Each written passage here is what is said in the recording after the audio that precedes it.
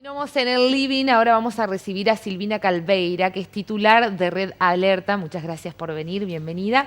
Y hablando sobre el tema, hoy comenzó el jury a Rossi, el juez que fue el responsable de que Wagner, el asesino de Micaela, quedara en libertad. Sí. Ustedes habían realizado un primer pedido. Sí, fue el primer pedido que se realizó de la sociedad civil, que lo llevó adelante Red Alerta, conjuntamente con más de 600 firmas, no solamente a nivel local, con el acompañamiento de organizaciones también locales, sino que también a nivel nacional, y también algunas organizaciones hermanas que también participamos de países del Mercosur. En esta instancia, bueno, obviamente que nosotros apelamos a que se vea esta cuestión que tanto venimos reclamando, ¿no? Frente a un delito tan aberrante como fue el de Micaela García, un delito que va contra la integridad sexual, que se convierte en un feminicidio y que en el momento en que se deja en libertad al victimario, el imputado, a Wagner, realmente quien lo deja en libertad tiene una responsabilidad institucional, a nuestro entender, más allá de la discrecionalidad que pueda tener en su función. Pero en esta instancia dejó una persona en libertad, desoyendo fundamentalmente los informes técnicos del servicio penitenciario, desoyendo informes técnicos del Poder Judicial, del equipo técnico, y también desoyendo y no teniendo una mirada de perspectiva de género que ya internacionalmente los informes demuestran la característica de la perversidad del que quien lleva adelante este tipo de delitos reincide en un 95%. Y la persona que lleva adelante esta es de tal la forma de perversión que tiene que goza con el sufrimiento de la víctima de la otra persona. Y eso no se vio. No se vio, no se tuvo una mirada, una perspectiva de género, que es fundamental. Y que en esto también nosotros, que yo también he estado en el Consejo de la Magistratura por la sociedad civil, nosotros cuando seleccionamos jueces, buscamos jueces probos, que nos representen y de cara a una sociedad. Y en este caso, el doctor Rossi también se encuentra en esto, que no fue electo por el Consejo de la Magistratura.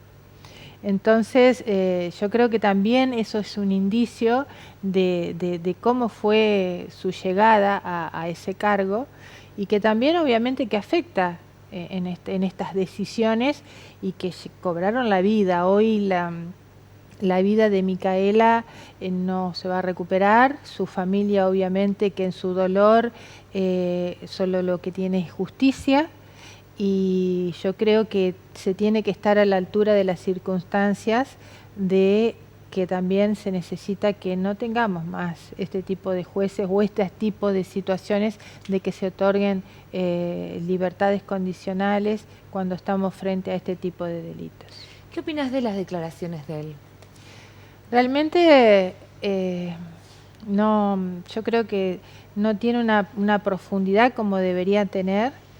Habló de que no, como que no puede hacer magia o que no puede mirar atrás una bola de cristal. A mí fue lo más, lo que uno lee todo, ¿no? También hay que ver cómo está traducido por los medios, pero hubo, a mí me resultó muy chocante eso. Sí, Me parece sí. que una persona con su investidura y en su situación, y deberías elegir las palabras que vas a usar para defenderte o dar fundamentos de por qué hiciste tal o cual cosa, me parece. Sí, no, realmente, y como bien vos decís, su investidura y supuestamente desde su profesionalismo también, ¿no? Sí. Y frente a una situación de este tipo, no puede decir que no tenía la bola de cristal cuando frente a nosotros, que no somos juezas ni fiscales y ni siquiera muchas de nosotras tampoco son abogadas o profesionales en algunos casos, no, sabemos de que este tipo de personas reinciden en un 95% de los delitos y no puede desoír, más allá de la discrecionalidad, los informes técnicos que así lo demostraban. Sí. Quizás se hubiera evitado una muerte, ¿no? En esto nosotros que siempre tanto reclamamos por los feminicidios, yo creo que hubiera sido una muerte menos. si se hubieran tenido otra mirada, si hubiera tomado otras medidas en este caso. ¿Y vos crees que esto podría llegar a sentar un precedente en cuanto a decir, bueno, la próxima vez sí o sí los lugares que ocupan, o sea, van a tener que ser con recomendaciones o desde una mirada de la gente que sepa de qué está hablando? O sea, porque hoy hablamos de cómo llegó él a ocupar ese lugar. ¿Esto podría beneficiar esa situación? No, yo creo hoy tenemos un sistema que es totalmente diferente. La selección de jueces, de fiscales, de defensores, todo lo que implica el Poder Judicial, pasan a través de lo que es el Consejo de la Magistratura de la provincia de Entre Ríos, donde es un consejo integrado por distintos estamentos, desde el Colegio de Abogados, universidades, la sociedad civil, que justamente, y en esta la intervención de la sociedad civil, no solamente se hacen exámenes escritos y orales y también antecedentes, sino que también el rol de la entrevista es fundamental para poder seleccionar el juez. Hoy deben concursar para poder tomar un cargo. Y de esto se trata, y para nosotros hoy el rol de lo que es el Consejo de la Magistratura es fundamental en esto, para lograr esto que tanto necesitamos, de también en un sistema que muchas veces hablamos, nunca decimos es que es un juez o un fiscal que es machista o patriarcal, sino que es un sistema judicial que debemos transformar. Y yo creo que esta transformación justamente deviene de estos procesos, que son procesos democráticos y transparentes fundamentalmente y plurales, para poder tener cumpliendo estos roles, ¿no?, de cara a una sociedad que necesita otra respuesta frente a este tipo de delito y a este tipo de hechos. El hecho de que el juez Rossi finalmente quede excluido de su cargo, ¿puede traer algún tipo de alivio? ¿Significa algo para lo que es familiares de Micaela y también para lo que es desde las organizaciones que luchan? Sí, nosotros apelamos a que quien está a cargo de llevar adelante y tomar la decisión no haga caso omiso incluso al mal desempeño como funcionario público que ha tenido el doctor, a nuestro entender. Y para nosotros obviamente esto va a generar un antecedente y un precedente para que también esto no vuelva a suceder. Así que es de gran importancia para las organizaciones y para una sociedad, para el ciudadano común también. Sí, sí. Y yo lo escuchaba al papá de Micaela el otros días, que también en esto que decíamos anteriormente, Micaela ya no la vamos a recuperar, pero también necesita una reparación de alguna manera. Una reparación quizás que ya se hizo justicia, pero también una reparación para que, no sé, porque no es la primera vez que otorga libertades condicionales. Hay otras situaciones que también, y bueno, que no vuelva a suceder. Y es cierto que pasa, que uno dice, bueno, pasa el caso, por ejemplo, de Micaela. Si las cosas siguen siendo lo mismo que venían siendo hasta acá, o sea, si sigue habiendo una persona que con un antecedente dejando criminales libres, etcétera, o sea, uno siente que la justicia nunca se termina de hacer, por más que Wagner fue condenado, imputado, o sea, hay todo un sistema que si vuelve a pasar, ahí está la frustración, ¿no? Sí, vuelve a pasar. Que no vuelva a pasar, que esto sea como el límite.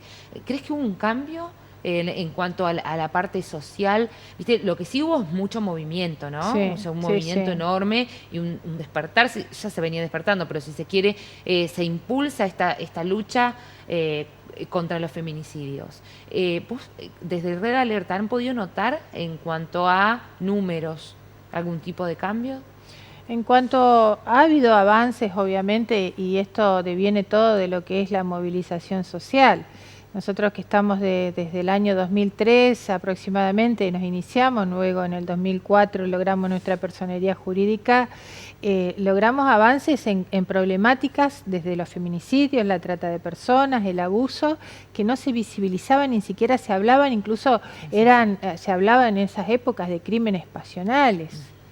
Entonces yo creo que ha habido avances y que devienen justamente de la lucha que hemos sostenido en la calle, de la lucha de las mujeres, que también buscamos estas equidades entre varones y mujeres, porque también que se entienda, el feminismo no es el sectarismo muchas veces o el fundamentalismo de esto que muchos dicen, bueno, quieren salir a matar a todos los varones. No, no, el feminismo se desvirtúa.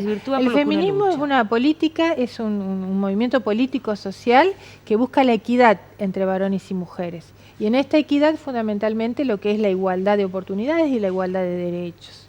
Entonces en esto obviamente que ha habido avances, no solo también, incluso en los medios de comunicación también se ven avances en cuanto a la hora de transmitir una noticia, los cuidados que se deben tener, no utilizar el morbo, bueno, también ahí ha habido algunos cambios que creemos que son buenos para la sociedad.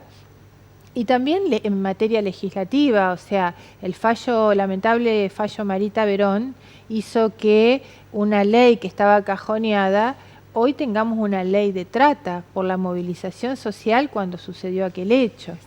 Y entonces el feminicidio también está caratulado como homicidio agravado por el vínculo, hasta con una condena perpetua. Es decir, hemos tenido avances en distintas aristas, en distintos sectores, pero yo creo que deviene de esto, de que las mujeres empezamos a decir basta también. ¿Dónde podemos hacer la denuncia? Sí, lo que es denuncia por trata de personas es la línea 145, que es una línea de denuncia gratuita y anónima, o por cualquier tipo de explotación que se pueda dar. La línea 144 es una línea de asesoramiento sobre violencia de género. No es una línea de denuncia. Siempre aclaramos esto porque por ahí hay confusión. Y en esto, cuando una persona se siente en alguna situación de algún tipo de violencia, ya sea en el ámbito familiar, laboral, puede acudir a esa línea para lograr un asesoramiento. Para saber qué hacer. Y allí, claro, y allí le brindan también, hay un recursero a nivel nacional con los teléfonos y los lugares de cada provincia, incluso Red Alerta está en ese recursero, que también desde la organización nosotros llevamos un acompañamiento, muchas veces acompañamos a víctimas a tribunales. Hoy hay una unidad fiscal de género también, donde se puede hacer la denuncia. Nosotros siempre aconsejamos, frente a una situación, vayan directamente a la unidad fiscal de género, donde se puedan tomar las medidas, más aún si hay situaciones muy vinculadas al riesgo del feminicidio, por una amenaza de muerte. Entonces esto directamente se toman medidas, incluso medidas de restricción. Hoy también hay otras herramientas, hay pulseras para lo que es de monitoreo para el victimario.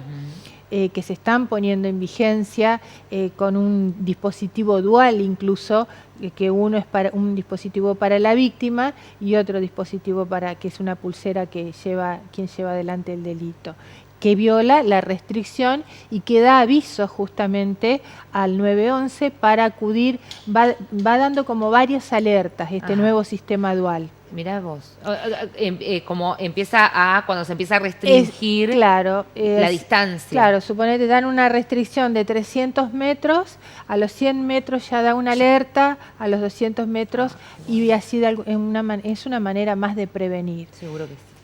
Muchísimas gracias. No, gracias a ustedes. Muchas gracias. Nosotros compartimos una brevísima pausa y volvemos.